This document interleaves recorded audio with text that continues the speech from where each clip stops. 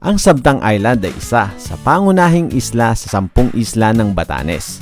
Matatagpuan ito sa pinakatimog na bahagi ng Batanes at itinuturing na pinakamaliit sa 3 pangunahing isla na may naninirahan.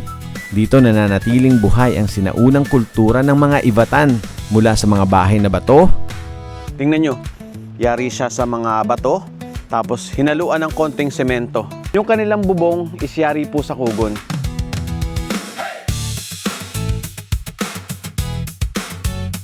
Hanggang sa makasaysayang Ijang Fortress.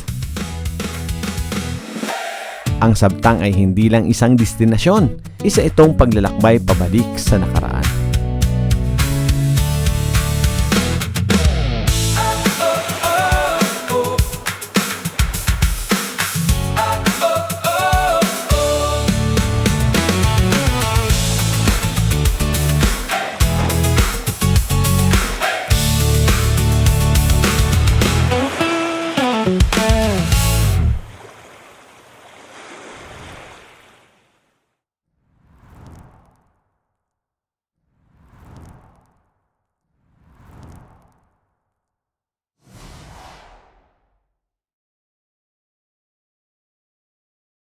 Guys, good morning! Nandito po tayo ngayon sa Basco, Batanes. Ito na po yung aming pang-4 na araw dito. At ngayon naman po ay pupunta tayo ng Sabtang. Muli nating babalikan at ipapakita ko sa inyo kung gaano kaganda ang Sabtang. Kasama natin si Mrs. At yung mga nakarang araw po ay nakapag-ikot na tayo dito sa Basco. Tapos pangalawang araw ay pumunta po tayo ng Itbayat. Ayan, panoorin nyo po yung mga vlog natin. Ito po. Dito po tayo tumuloy sa Baletin Hometel. Sa mga naghahanap po ng transient, mga tutuloyan dito sa Basco, Batanes, I highly recommend po itong Baletin. Meron po sila up to 3rd floor. Ang dami po nilang room dito. Malinis yung room nila dito. Tapos meron pa silang rooftop na 360 view. Makikita mo yung lighthouse. Papakita ko po sa inyo doon sa mga previous vlog ko. Kasama na po yung breakfast, pick up sa airport, hatid sa airport, lahat na po. Meron din po silang mga tour package. Pero since galing na po kami dito noong 2019, ang ginawa po namin ay nag-DIY na lang po kami. Ito po yung motor na gagamitin natin ngayon. So magmumotor lang tayo, scooter. Narent po natin ito dito sa Jim Wells Motorcycle Rental. Ayan po yung kanilang number. So magsisimula na tayong bumiyahe. 5:47 ng umaga. Ngayon ipapakita ko sa inyo kung ano yung mga kailangan, saan kayo sasakay, sino yung mga kukontakin, at marami pang iba. Right, tara, let's go!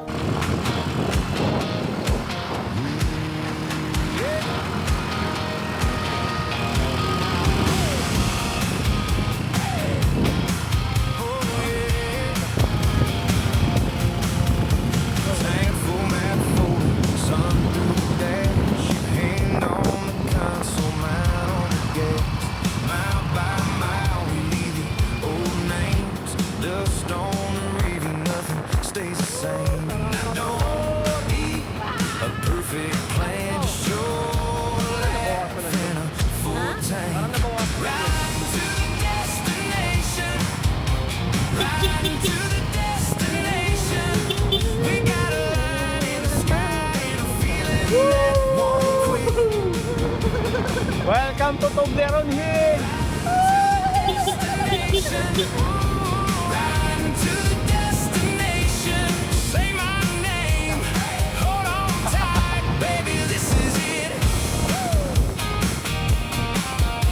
Gas station coffee, paper cup, cold sticky note on the mirror. Half of it old. You point to the exit. I take the next bend. Every wrong turn feels right with you in the wind. I don't need a perfect Time check, 6:20 po ng umaga. Nakarating kami dito ng 6:07 ng umaga.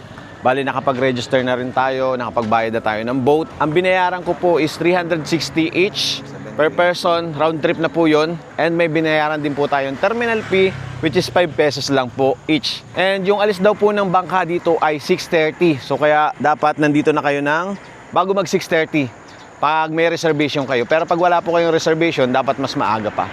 Mula pala dito ay matatanaw nyo na yung Sabtang Island. Nasa 30 minutes lang po yung biyahe natin ng bangka mula dito. So hintayin lang natin na mag-load yung bangka. Ready lang tayo ng gamit. 6:34. And sasakay na po tayo ng bangka.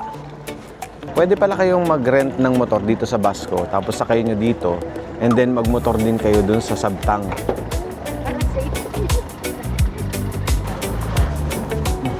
(6:37), nakasakay na po tayo ng bangka. Ito.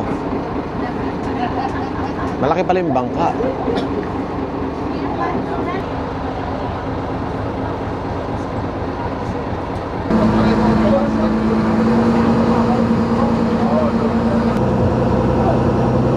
Parang nasa harapan yung load lahat, no?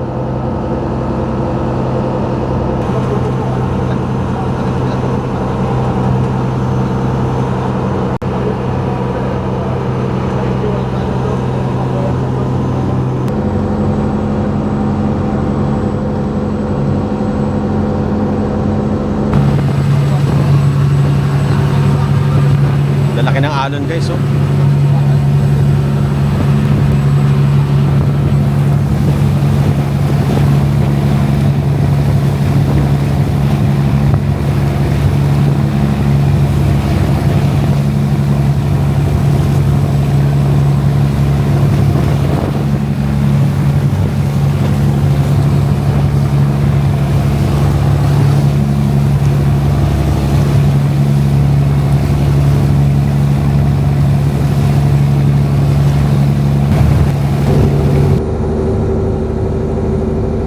Guys, nandito na tayo.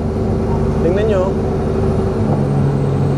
Yung mga building, mga bahay, nasa tabing coastal. Tapos meron siyang pinakang shield dito na semento. So, bumabangga muna dito yung alon. Para hindi naabutin yung mga building doon. Time check, 7:07. Ito na po yung Port of Sabtang. May mga van din po pala dito. Siguro in case na marami kayo, so ang gagamitin nyo is van. Kami naman, dalawa lang ni Mrs. So ang narent namin dito is trike. Grabe, ang ganda niya. Kakaiba naman ang ganda ng Sabtang, guys. Dito pa lang sa coastal, oh. Parang pang-international, no?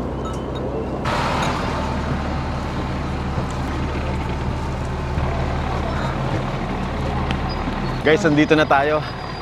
Welcome to Port of Sabtang.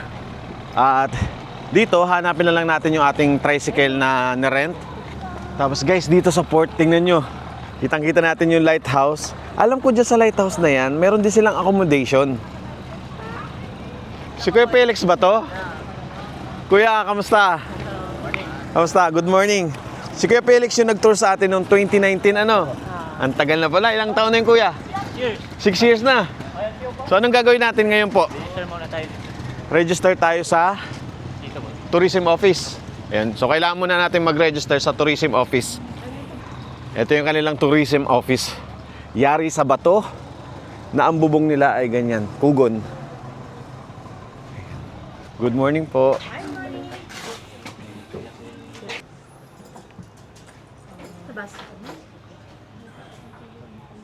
Guys, tapos na tayo magpa-register. Tapos, pina-register din natin yung ating drone.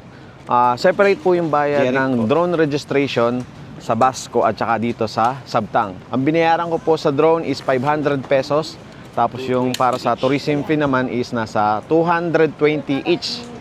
Ayan. Bibigyan kayo ng mga receipt kagaya nito.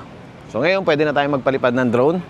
Try natin kunan itong magandang lighthouse dito.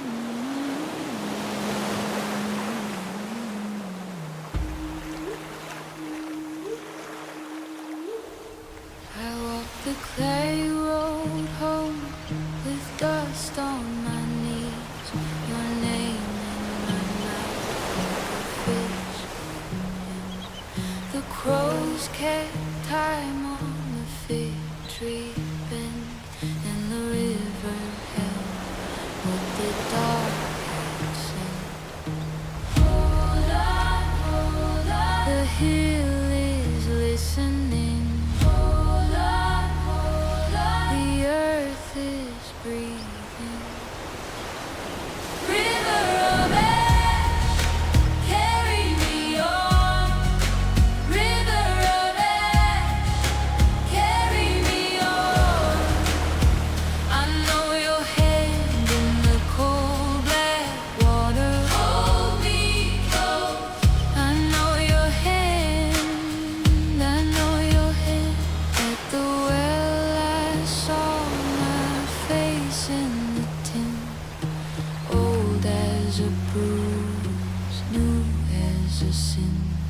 The door stood shut, but the grain was warm.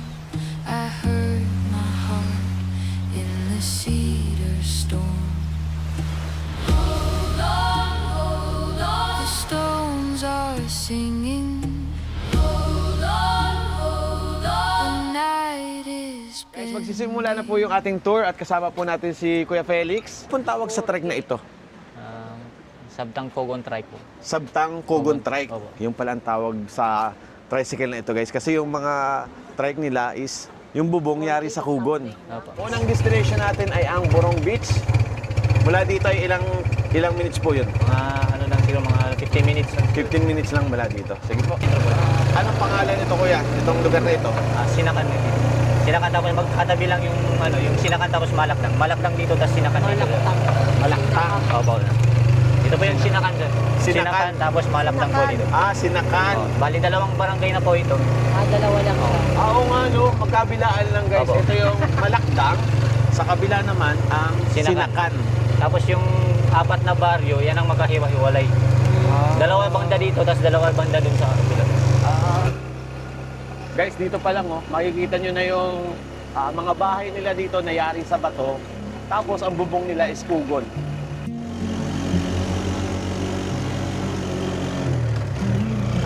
Ang daming camping.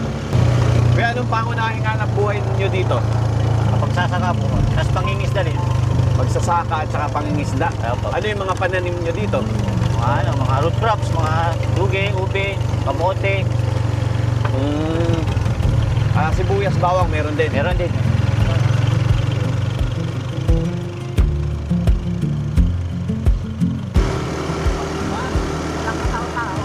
Tao? Dati crowded na yan. Sarap pala mag-overnight dito.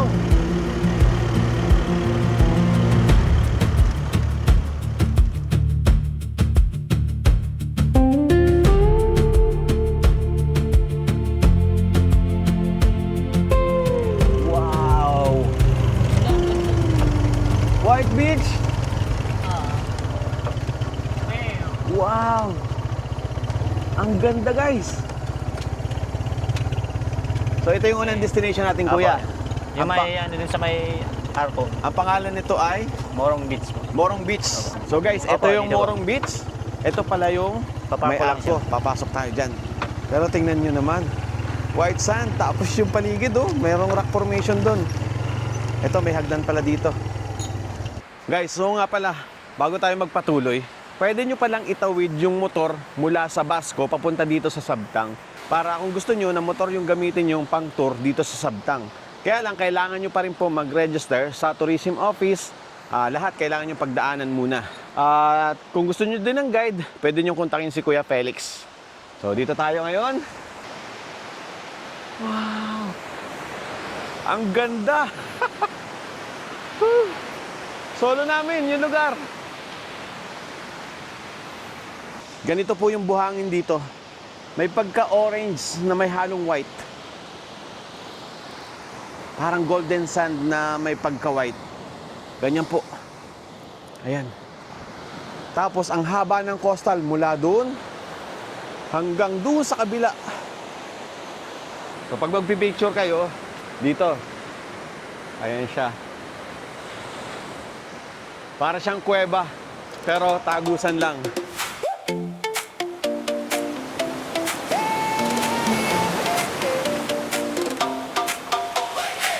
White beach under my feet, salt kiss on my skin. I got sand in my shoes and a grin, You lean back in the shade, I pull you to the phone. Same bright little way, feels like home, feels like home. We're drifting in blue. It's just me and you. Woo, we're feeling good. White beach, sun-kissed mood. Say it back to me. We're wild and free.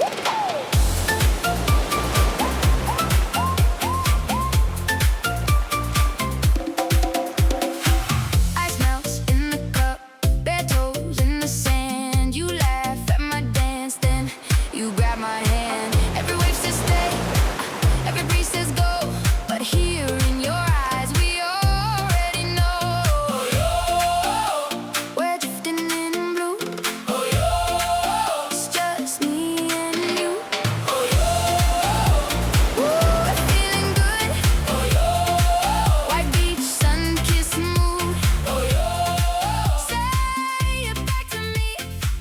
next destination natin, kuya? Yung ano po, yung Natawu Point. Natawu Point. Doon po dun sa taas doon.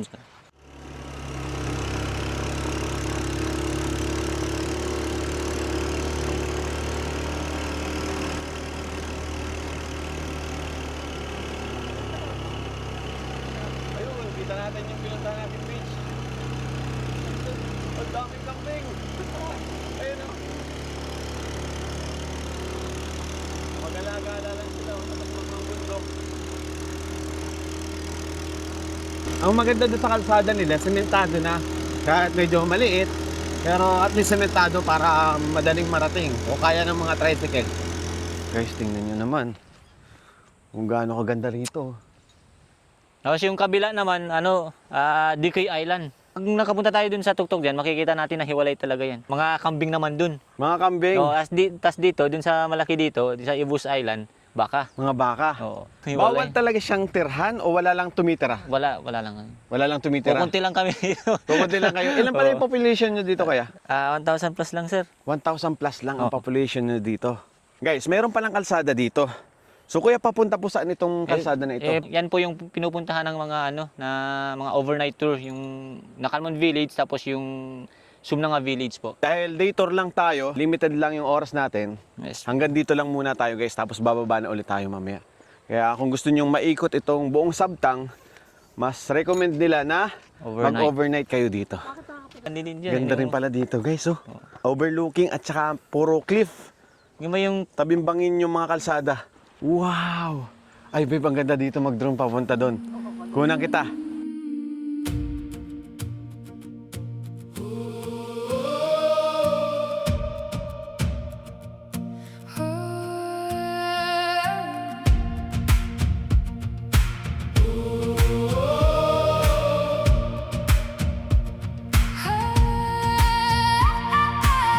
I walked to salt on the air,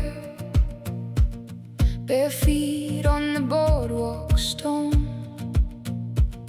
You laughed like the tide was near, and I felt the whole coast home. I traced your name in the sand, then watched it slip away. Still every wave came back, like it had more to say. Hold on, the horizon's calling. Hold on, hear the heartwood pounding. Run with me, over the edge of the blue. Run with me, I'll be the sky for you. Lift me high, till the whole world opens wide. Run with me, we were made for the climb.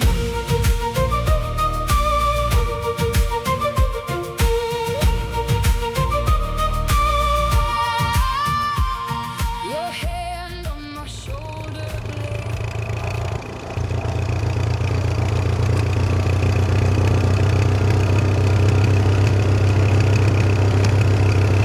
Guys, ito ang kagandahan dito sa Sabtang. Kahit medyo malayo siya sa Basco, kailangan pa tumawid ng bangka, tuloy-tuloy pa rin yung pagsemento ng kalsada, pag-ayos ng kalsada. Tapos yung mga tourist destination, sementado yung dinadaanan natin. Ngayon, dito naman tayo sa Sinakan. Dadaan tayo dito, sir.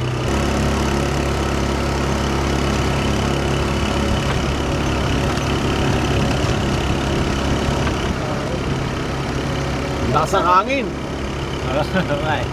Ganito lagi dito, kuya. Hindi naman. Nararamdaman yung yung low pressure. Pero nang Grabe, ganito pala dito pag may bagyo. Ganito kalakas ang hangin. wala pa. Guys, tingnan yung mga alon, no? Wala pang bagyo yan. Kahit malakas yung hangin at saka alon dito, meron pa rin sila ditong white sand. Buti hindi siya nawawash out, kuya, no? Oo.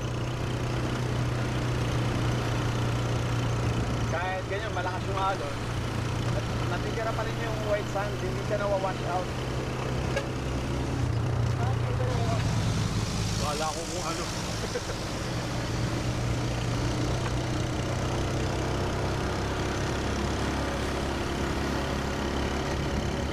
ganda rin ito.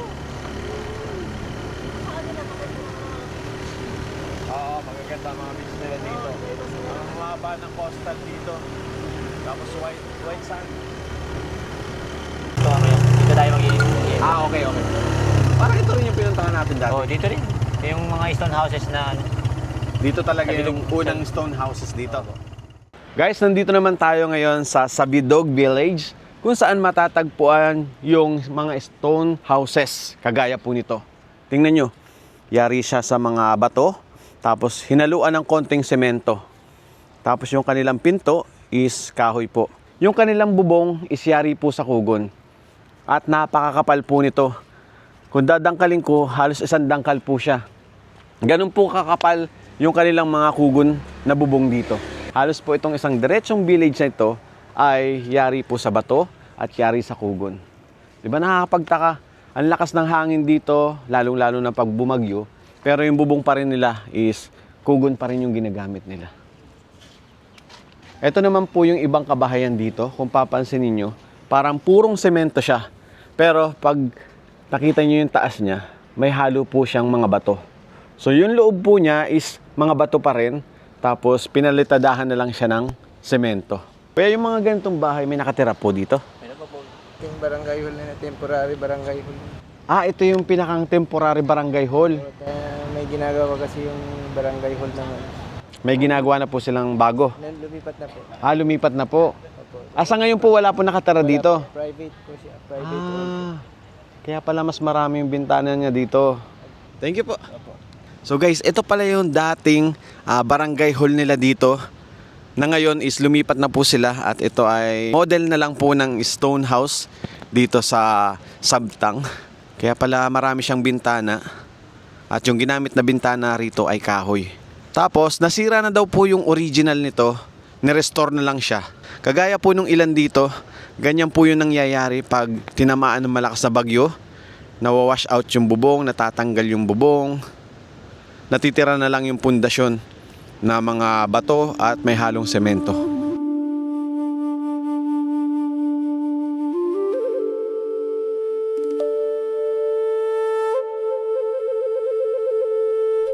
Ang Sabtang ay isang maliit ngunit makasaysayang isla sa katimugang bahagi ng Batanes. Kilala ito sa tradisyonal na bahay na bato at makulay na kultura ng Ibatan na hanggang ngayon ay buhay pa rin. Bago dumating ang mga Kastila, tinitarhan na ang Sabtang ng mga Ibatan, isang matatag at mahusay maglayag na pangkat etniko. Dahil madalas tamaan ng malakas na bagyo ang Batanes, gumawa sila ng matitibay na bahay mula sa bato at kugon upang makayanan ang matinding hangin at ulan. Mahusay din ang Ibatan sa pangingisda at paglalayag. Gumagamit sila noon ng tradisyonal na bangka na tinatawag na tataya para bumiyahe at makipagkalakalan sa karatig isla at maging sa Taiwan. Noong huling bahagi ng 1970s, nasakop ng mga Kastila ang Batanes, kabilang ang Sabtang. Dumating ang mga paring Dominiko upang magpalaganap ng Kristyanismo at magtayo ng simbahan at organisadong pamayanan. Dito nagsimulang lumaganap ang stone house ng Ibatan na may impluwensya ng Kastila. Isa sa pinakasikat na lugar ay ang Sabidog Village, na kilala sa mga lumang bahay na bato at tradisyonal na pamumuhay. Naging mahalaga ang lokasyon ng Batanes noong World War II dahil malapit ito sa Taiwan. Nasakop din ng mga Hapones ang Sabtang, ngunit dahil sa liblib na isla, nanatili itong tahimik kumpara sa ibang bahagi ng Pilipinas.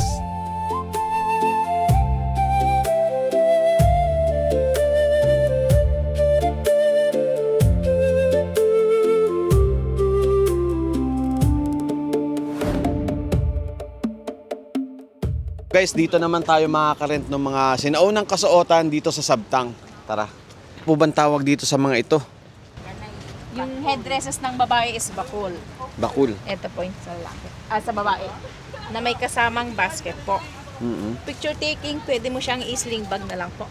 Pero ang tamang paggamit noon is sa ulo. Sa ulo po. Ganito siya.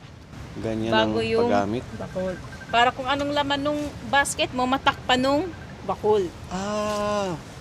Hello? Ayun. Tapos Yung sa lalaki panlalaki? naman, ganito. Ito yung sa lalaki.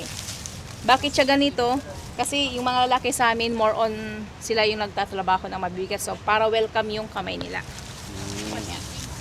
Na may kasamang, ito yung salakot niya. Tapos, ito yung backpack nung lalaki. Ayan. Magkano po yung rent nung ganito? 20 pesos set na po yun. Pag kayo ni ma'am, 40 lang po. Guys, kung mapapansin nyo, dito sa kanilang village, meron silang kuryente, may mga ilaw, may ilan na mga television. Tapos, wala kang makikitang mga kable sa itaas. Dahil lahat po ng kuryente dito ay nasa underground o nakabaon sa lupa at semento. Kaya po napakalinis ng kanilang mga kabahayan dito dahil walang kuryenteng mga nakasabit dyan sa taas, sa may bubong nila. Dahil lahat po is nasa ilalim na po ng lupa at semento. Kagaya po nito, hindi nga modern yung kanilang bahay, pero napakalinis pong tingnan. Walang mga kawad ng kuryente sa taas, sa may bubong nila. Ito po, may nakatira sa ganito. Oh, meron po. May nakatira dito. Oo nga, guys. Parang kung titingnan mo, walang nakatira eh. Dahil doon sa disenyo, tahimik yung lugar. Parang kung titingnan mo, may second floor siya. Pero pag sinilip mo,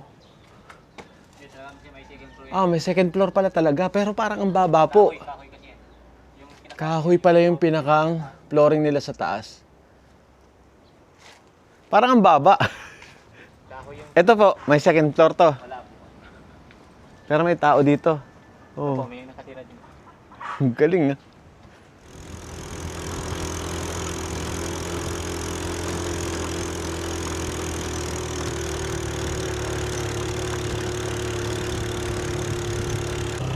Doon sa tainga nila. Kasi ni-register yan sa namin sa munisipyo namin. Ang galing yung isa.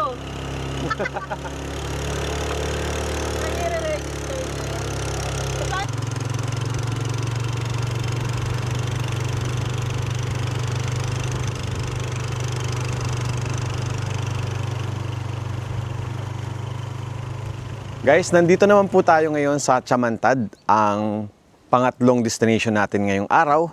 At mula dito ay nadaanan natin yung ilang mga kabundukan at meron din tayong nadaanan ng mga sinaunang tirahan na nasa tuktok ng bundok. Yun daw po ay mapupuntahan nyo lang kung mag-overnight kayo dito sa Sabtang. At magsi-CR muna ako, tapos ito po yung kanilang CR. Yari po sa bato yung kanilang CR. At yung loob naman is yari sa tiles. So, saan yung panlalaki? Ito, panlalaki to. Ayan, may tubig. Malinis. Malinis po yung kanilang CR. Tapos, dito sa Chamantad, makakarent din po kayo ng mga sinaunang kasuotan dito sa Sabtang. Ayan, meron dito, 20 pesos per head para makapag-picture kayo. Tapos, dito po makakabili rin kayo ng mga souvenir. Kagaya nito, mini stone house worth of 80 pesos only. Tapos ito, meron din sila ditong pouch na yari siya sa Nito po. Ayun, so yari siya sa Nito. So itong bag nila, yari sa Abaca, worth of 400 pesos. Yan, pwede po kayong makabili dito ng pampasalubong, kagaya nito. Meron din silang mga rep magnet, 10 pesos. Meron din po silang mga wine. Ano po ito? Headband. Headband. Gawa siya sa nito. Gawa rin sa Nito. Ito. Saan to gawa? Side mirror, ayan. Tapos, dito kayo magsasalamin sa side mirror. Ayun, meron din silang ganito, yung hat. Ito po, yari din po saan ito? Abaka. Saan po? Dates. Dates. Ito daw ay yari sa dates. Ang local name ay Buyaboy. Bali, yung mga product daw na ito na binibenta nila dito sa Sabtang is galing po sa Itbayat. Ang layo pala ng pinanggalingan yan, no? Gawa to sa nito kasi didit ang tawag namin sa Delete. Gawa sa Nito. fern po siya. So, buko muna tayo bago tayo bumaba dun sa cliff. Tapos, after pala nito, babalik na tayo, magla-lunch and balik na tayo sa port. Dahil yung pagbaba dito na village, hindi na natin mapupuntahan dahil daw mayroong landslide, hindi pa naayos yung kalsada. Ito na yung pinakang highlight, Chamantad. So guys, dito pala wala kayong babayaran. Open to all to. Tapos may mga souvenir dito din sa baba. May mga merienda, may mga cup noodles, may mga may buko, may malamig na tubig, may mga soft drinks. Tapos, ito na kaagad yung bubungad sa inyo. Medyo malakas yung hangin ngayon dahil nga mayroong bagyo banda rito sa may papunta ng Taiwan.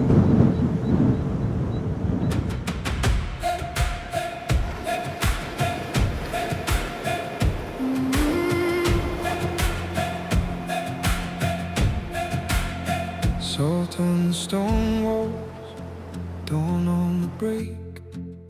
Your mother's house sleeps by the quiet bay. Pendant in your hands, bare feet on the track. Saptang calls your name, and your heart calls back.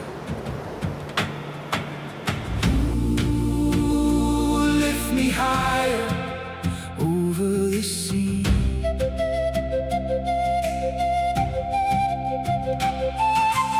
Ooh, carry me where I can breathe. Saptang wind, take me home. Saptang wind, take me home. I was born from a rocking tide.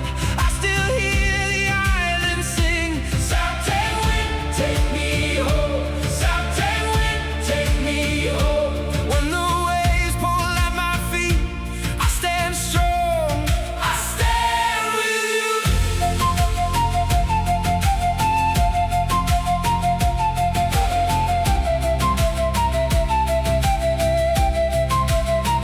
Fishing lines of dusk, cast in the blue. Old songs on the shore, passed from me to you. Lantern in the dark, flickers at the gate. Even when I roam, your name keeps me awake. Ooh, lift me higher over the sea.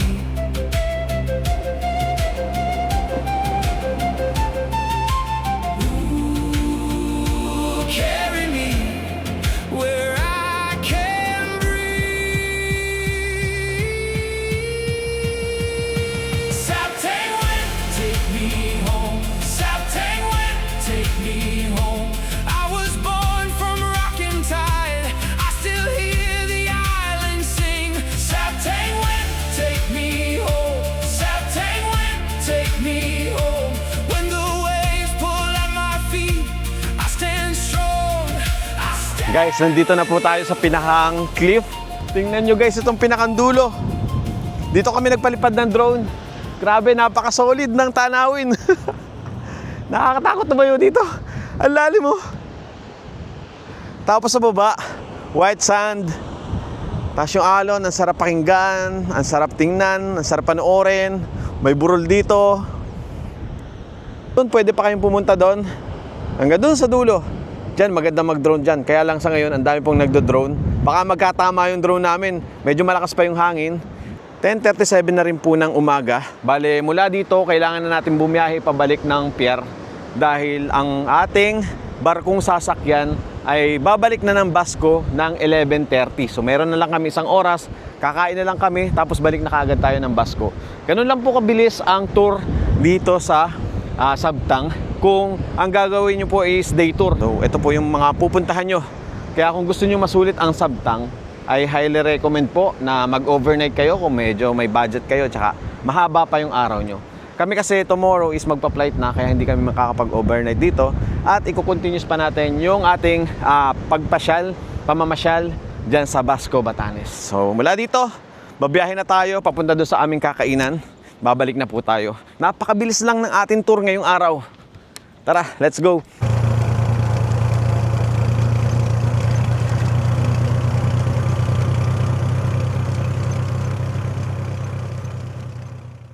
Guys, nandito na po tayo ngayon sa Nayuva Beach. Dito tayo kakain, dito tayo magla-lunch. At kung mapapansin nyo, marami tayong nadaan ng ganitong mga plastic. Para siyang balloon, tapos para siyang bubog, pero plastic po yan. Sabi ni Kuya Felix, yung mga ganito daw napupulot nila dyan sa dalampasigan. Hindi nila alam, hindi nila sure kung Ito'y galing sa Taiwan o galing sa Chinese, galing sa China. Ayan po. Marami kayong madadaanan. May nadaanan pa kaming isang bahay na ang daming ganito. Akala namin bubog o balon. Yung pala, parang floater siya eh. Ayan, may ano siya, merong ganyan. Ganda niya, no? Gandang pan-design sa mga ganito sa bahay. O, tara, pasok tayo sa loob. Ayan. So, hindi lang po kulay pula. Meron pa po ditong kulay blue. Kanina may nadaanan kami kulay green. Kulay yellow. Eto. Ayan. Eto pala, ang dami pala dito eh. Eto, marami sila dito. Halos kulay pula lahat. Pero kung pala mas malaki. Ito, mas malaki to. Para siyang tangke. Ayan. Wow! Isa siyang white beach. And then, meron silang glamping doon, guys. Oh. At saka dome type. Pwede pala kayo dito mag-overnight. May nakikita akong aircon. Tapos, ito po yung dagat. White sand. Ang haba. Hanggang doon sa dulo. Nakahaba. Alright, so kain muna tayo. Sa tricycle. Daming ulam, ah. Tour guide. Thank you po. Healthy pala yung rice dito. Turmeric rice. Oo, sabi nila.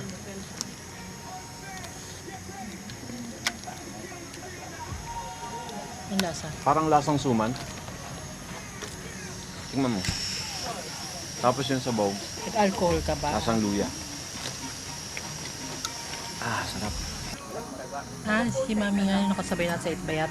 Ah, Sabi niya healthy sila. Yung bibenta na ako ng sapatos. sabi niya? Bakit daw?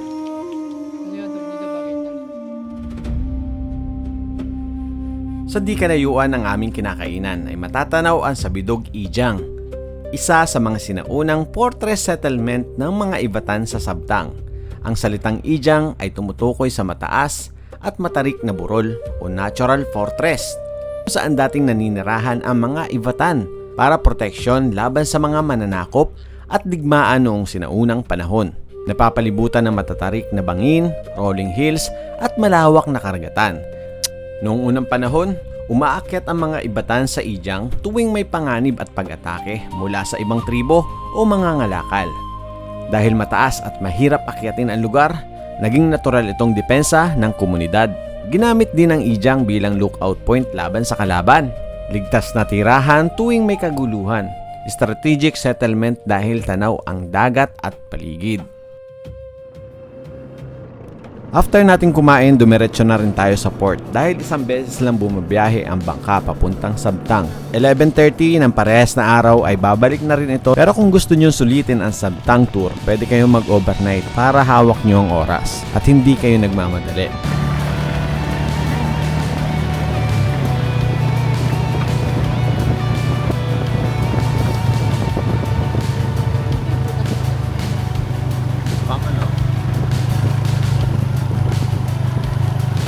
Pangit din pala pag nauna ka, no? Sa mga pupunta dito sa Sabtang, guys, kontakin nyo lang si Kuya Felix kung gusto nyo magpa-tour sa kanya.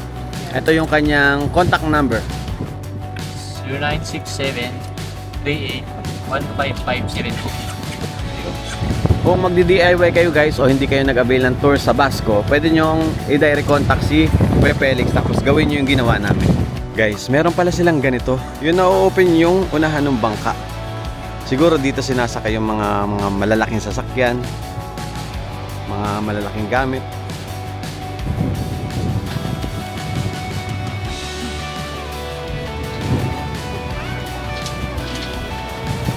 Pati pa lang isang malaking baka, guys, sinasakay nila dito.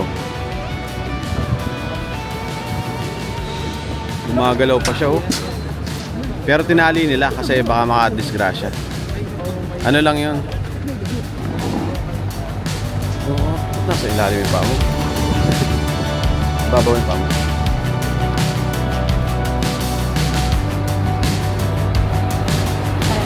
Ilog dyan. Maalog dyan dun. Saka mawala yung baka.